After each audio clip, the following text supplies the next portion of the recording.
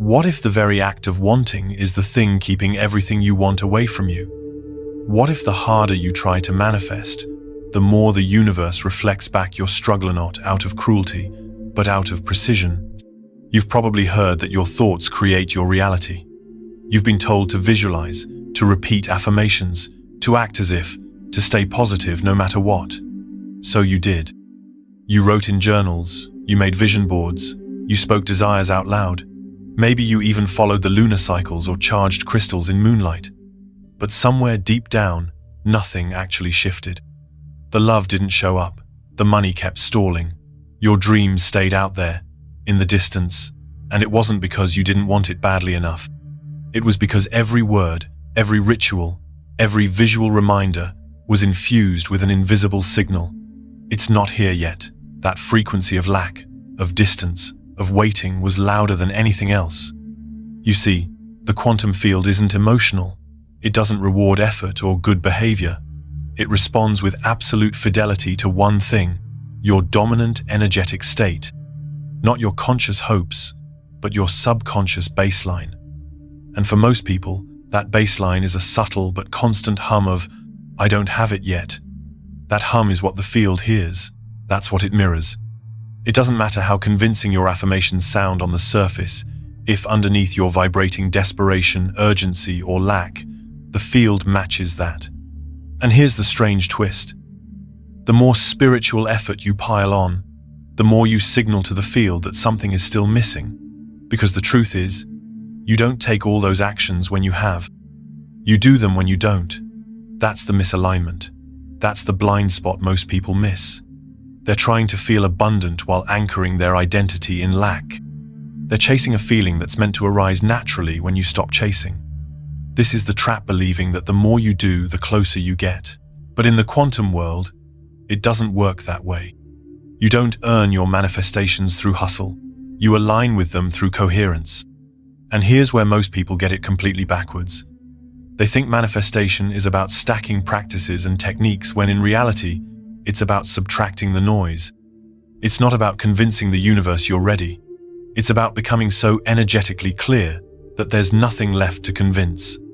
The moment your inner world shifts from trying to trusting, from urgency to ease, from hoping to knowing, the quantum field doesn't need time. It reorganizes. It reflects. It delivers not as a reward, but as a match. That's the real shift. And it starts not with effort, but with awareness. So let's break that down even further. In quantum mechanics, there's a concept called wave function collapse. Until observed, everything exists as potential, a cloud of possibilities. But the moment attention lands, the wave collapses into a single outcome. You are the observer. You are the collapse point. But observation isn't just what you look at, it's how you feel while looking. It's the internal signal you transmit as you engage with the world. If your gaze is laced with doubt, fear, or impatience, the collapse will mirror that. If your gaze is infused with neutrality, certainty, or peace, the field responds accordingly. Not because it favors calm over chaos, but because clarity is easier to reflect than contradiction. Think about this. Most people are trying to tune into a reality they don't actually believe is available to them. It's like trying to get a radio station to play clearly while constantly switching frequencies. One minute they say, "It's mine," and the next they're scanning for signs, checking their bank account, wondering why it hasn't happened yet. That inconsistency becomes static. The field doesn't reject you, just doesn't have a stable signal to amplify. This is where science meets spirituality in the most unexpected way. It's not your words, your rituals, or your vision board that creates. It's your consistency. Not in action, but in vibration. The quantum field is not moved by force, it's moved by resonance, which means your clearest path to manifestation isn't through more doing, it's through more being. When your identity shifts into the version of you that already lives the reality you desire, everything begins to reorganize. But most people never get there because they're stuck in the identity of becoming. Becoming assumes separation. Becoming assumes you're not there yet. But when you collapse that identity into being, the chase ends and the reflection begins. This is why the people who manifest the fastest often seem like they're doing the least. They're not careless, they're clear, they're not passive, they're aligned, and their frequency doesn't waver. We've been conditioned to believe that if something is powerful, it must also be complicated. That if a result is worth having, it should come through effort, struggle, and layers of steps. So when it comes to manifestation, most people follow that same logic. They turn it into a checklist. Wake up and journal. Visualize, say affirmations, meditate, script, read your goals twice a day, track your emotions, watch for signs. And yet, despite all of that, nothing major shifts. Days pass, weeks, months. You start to wonder if you're doing something wrong or worse, if manifestation just doesn't work for you. But the truth is far simpler. You haven't failed at manifestation. You've just been running too much interference. You've confused complexity with power. But in the quantum field, clarity is more powerful than effort. Stillness is more magnetic than strategy. Think of the quantum field like a mirror, not a moral judge, not a scoreboard of how hard you've tried, but a perfect reflection of your most dominant energetic broadcast. Now imagine standing in front of that mirror while spinning in circles, changing your outfit every 5 minutes, holding up different signs, shouting different desires. The mirror can't reflect a clear image back to you because you're not holding one. That's what complexity does. It fragments your signal. Every new technique you stack on, every new method you try out of desperation adds another layer of noise. You don't become more powerful. You become more scattered. It's like tuning a radio with constant interference. There might be beautiful music underneath, but all you hear is static, and that's what the universe hears too. Simplicity doesn't mean doing nothing. It means doing less with greater intention. It means anchoring into one clear frequency and staying there, not wavering, not doubting, not trying to force things faster. Just holding the signal. That's what coherence is. It's when your thoughts, emotions, and embodiment align so fully that the field has no choice but to mirror that state back into form. But most people don't trust simplicity. They've been trained to associate stillness with laziness, effortlessness with carelessness, so they overcompensate. They try to force an outcome by micromanaging the journey. But the quantum field doesn't need a map, it needs a signal, one that's stable, congruent, and clean. And here's where it gets even more subtle. Most people are not just overcomplicating their practice, they're misunderstanding the frequency behind it. There's a profound difference between desire and wanting, and it's one of the most important energetic shifts you can make. Because while both might look similar on the surface, they transmit completely different signals beneath. Desire is natural. It's expansive. It arises from abundance, from possibility. It says, "This would be beautiful to experience." There's no urgency in that. No lack. Just a gentle, open invitation to life. But wanting is different. Wanting comes from a place of need, of grasping, of saying, "If I don't have this, I'm not okay." It's charged with tension. It contracts your field. And the moment you enter the energy of wanting, you send out a clear message to the quantum field. It's not here. That message becomes your reality. The trap is that most people confuse wanting for motivation. They think that their strong desire is what fuels manifestation. But in truth, it's often what blocks it. Because when you want something so badly that you obsess, worry, monitor, and question constantly, you're not in alignment with having. You're reinforcing the story of lack. And the field, always congruent, reflects that back. This is why people who seem the most desperate for change often get the least of it. Not because they're undeserving, but because their energy keeps declaring, "It's not mine yet." The shift is subtle, but life-changing. It's not about pretending you don't want something. It's about transmuting that wanting into being. Stepping into the identity of the version of you who already has it, not as fantasy, but as a frequency. How would you move if it were already yours? How would you speak, walk, think, breathe? That version of you doesn't vibrate with urgency. She doesn't check for signs every hour. She's not scripting from panic or visualizing with frustration. She's living, she's knowing, she's already aligned. And because of that, the field responds. Not with resistance, but with confirmation. The universe doesn't give you what you beg for. It reflects what you believe yourself to already be. That's why so many techniques fail, not because they're wrong, but because they're used from the wrong frequency. Desire becomes powerful when it's rooted in expansion, not in emptiness. So the next time you feel the urge to manifest from that space of tight wanting, pause. Ask yourself, am I doing this because I believe I already am the version of me who has it? Or am I doing this because I'm afraid I never will be? That single moment of awareness can recalibrate your entire field. Because in the end, manifestation isn't about reaching, it's about returning. Returning to the part of you that never questioned your worth, your power, or your ability to receive. That's the version of you that the quantum field recognizes instantly. That's the signal that doesn't waver, and that's the moment reality begins to reflect not what you're chasing, but what you've already become. Every possible version of your life already exists. The you that is wealthy, the you that is deeply in love, the you that is healthy, free, radiant, aligned. Those versions are not fantasies. They are real, existing in the field of infinite probability. The quantum realm doesn't operate in a straight line. It doesn't say you must struggle and slowly earn your way up to your desires. It holds all timelines in parallel right now. And the only thing that determines which version of reality collapses into your experience is not your hope, not your effort, not your timeline, but your identity. That's the secret almost everyone overlooks. You don't attract what you want, you attract what you are. And if your identity is still anchored in lack, in waiting, in striving, you will continue to orbit realities that match that state. Most people are trying to create new outcomes while staying rooted in an old identity. They visualize abundance while identifying as someone who's broke. They script for love while seeing themselves as unworthy. They try to affirm confidence while still vibrating doubt. The quantum field doesn't hear your words. It responds to your coherence. It mirrors your dominant frequency. And identity is the deepest frequency of all.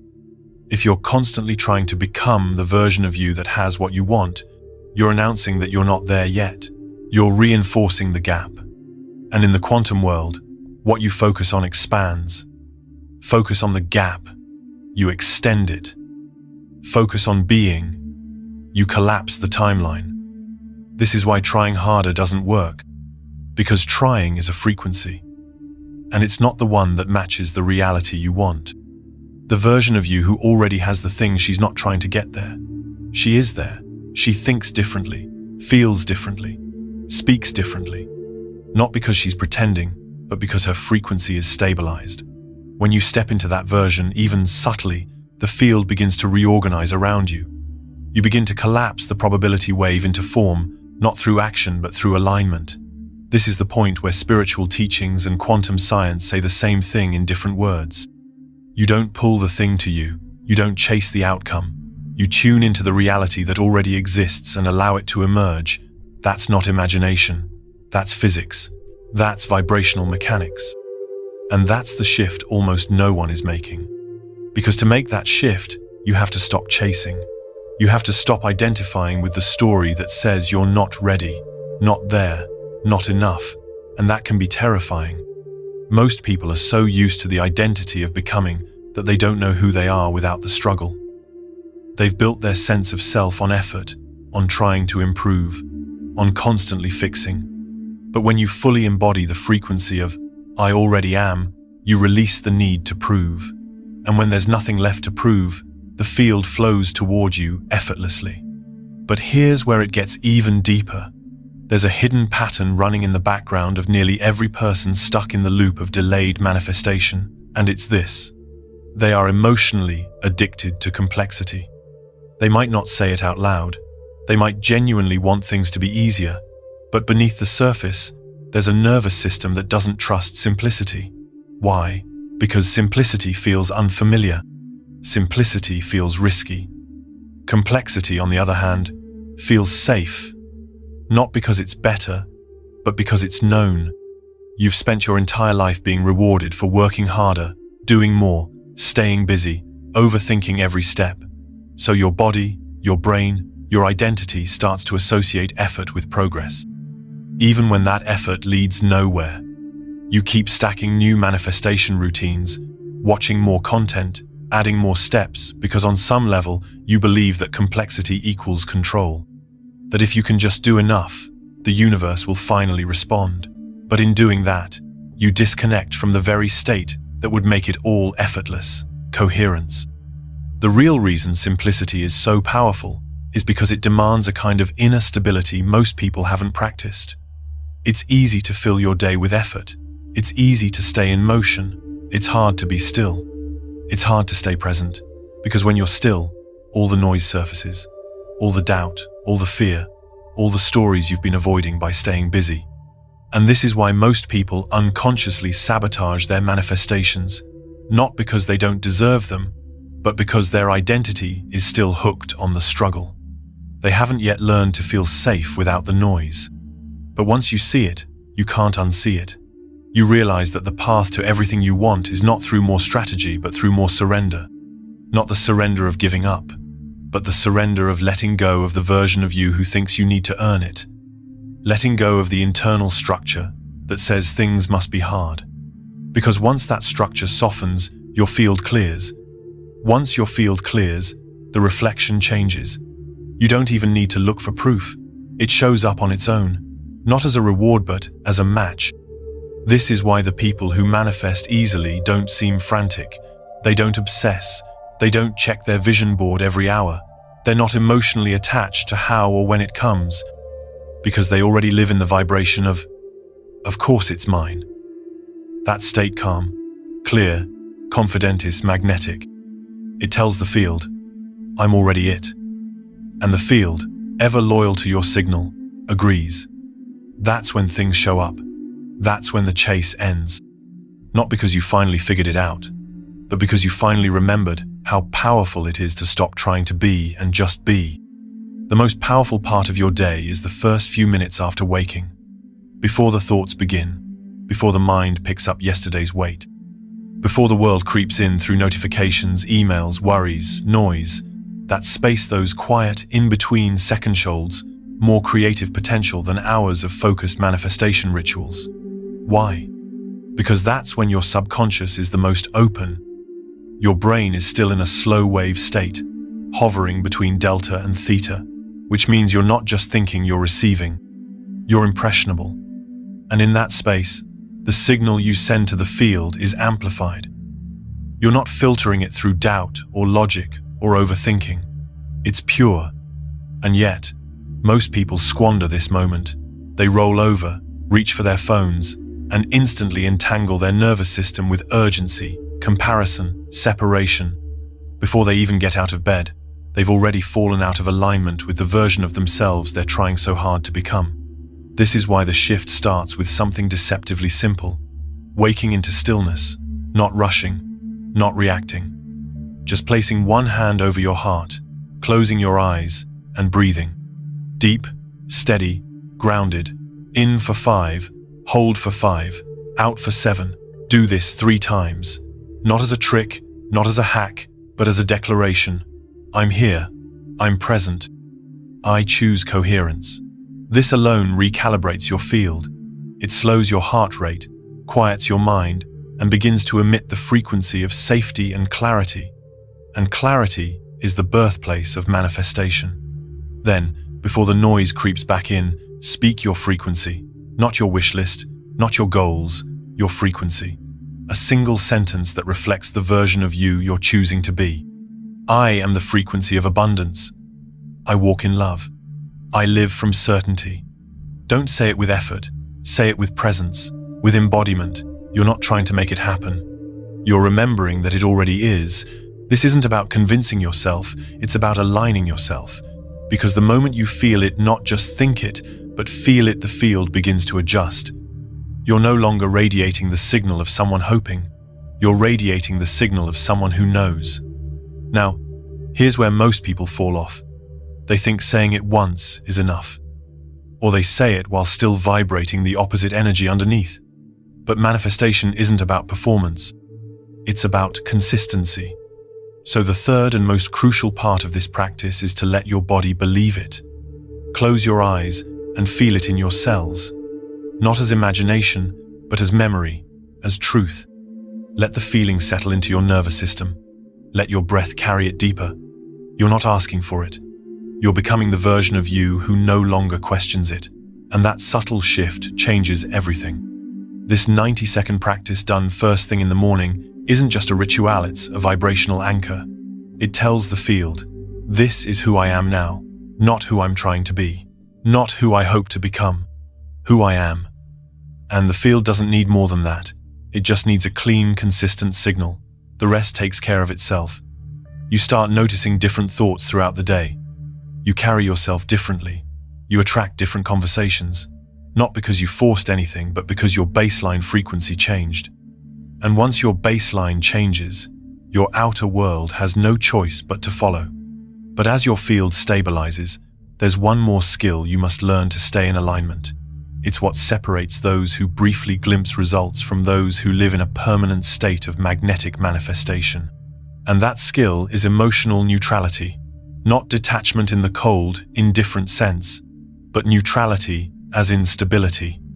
As in, you're no longer swayed by every thought, every doubt, every trigger that used to knock you out of coherence.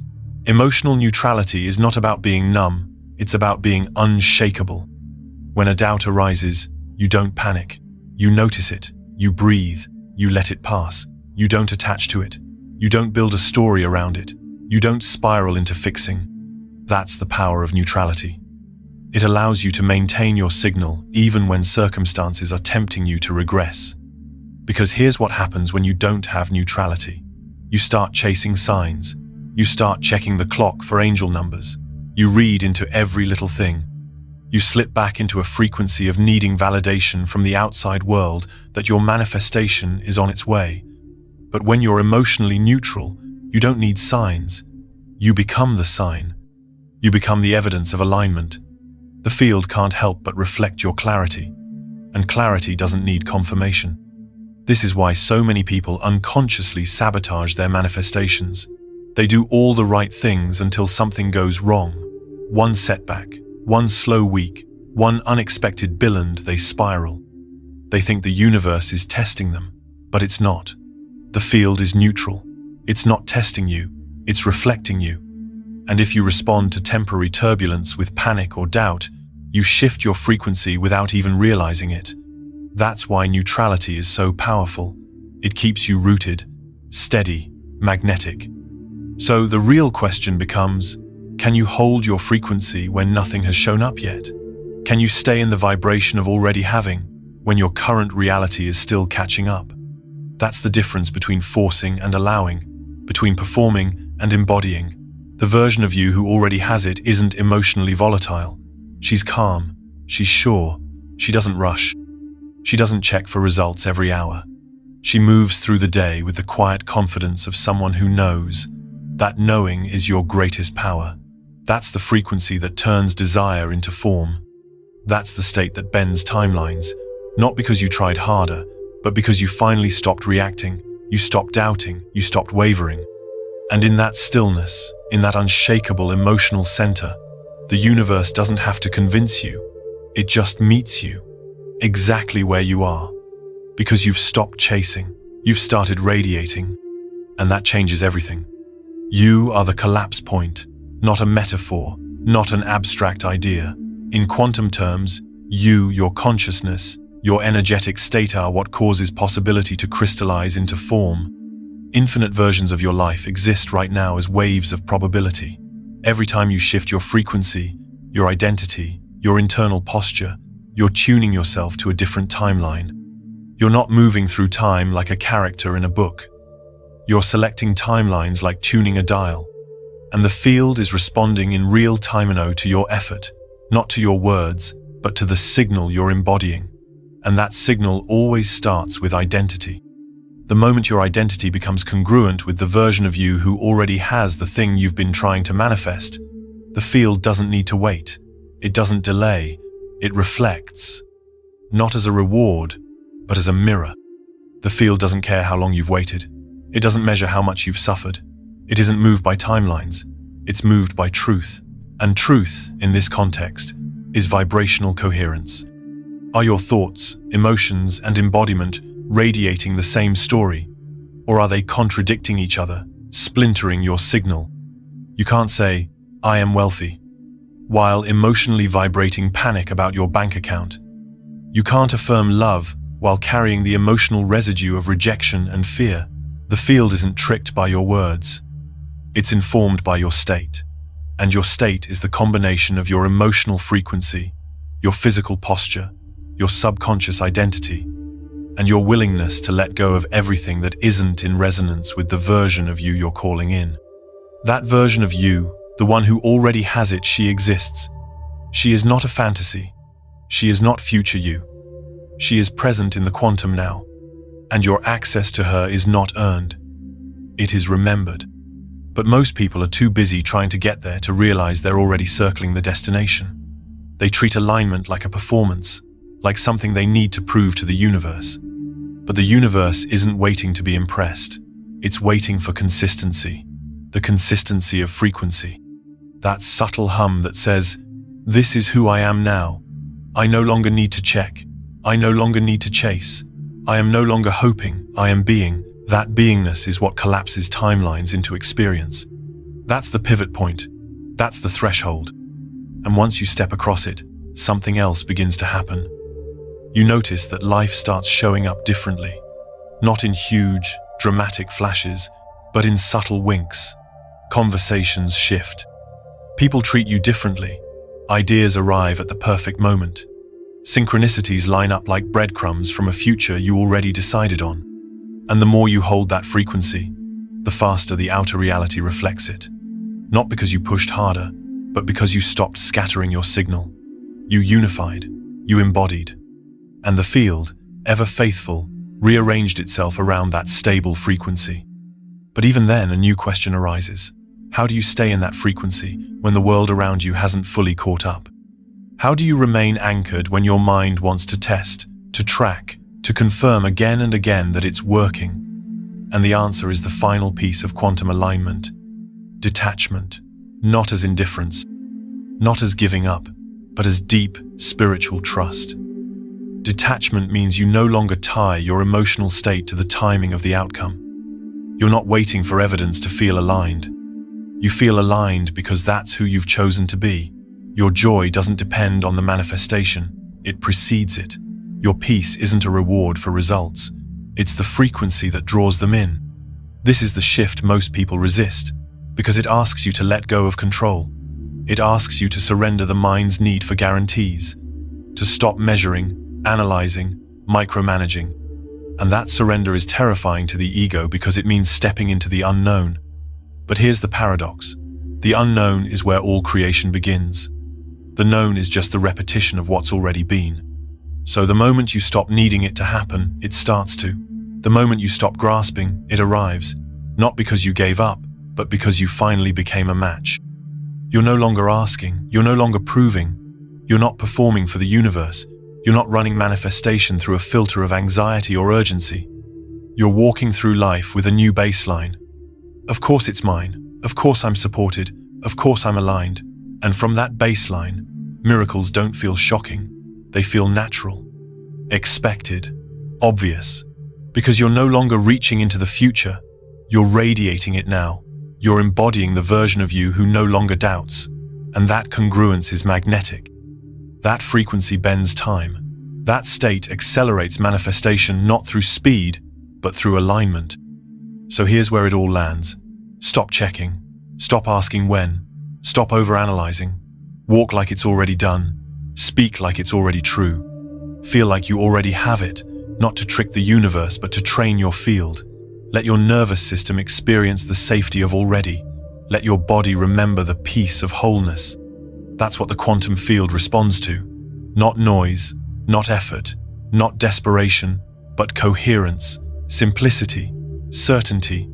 And the most beautiful part? You don't have to maintain that frequency perfectly. You just have to return to it, again and again, until it becomes your default, until being aligned feels more natural than being afraid, until doubt feels foreign, until chasing feels absurd. Because the truth is, what you want isn't far. It never was. It's right here, orbiting your field, waiting for your frequency to stabilize enough to let it in. And the moment you stop needing it, you stop pushing it away. That's when it collapses into form. Not because you forced the universe to give it to you, but because you finally remembered how to receive. That is quantum manifestation. That is alignment. And that is what happens when you stop becoming and start being.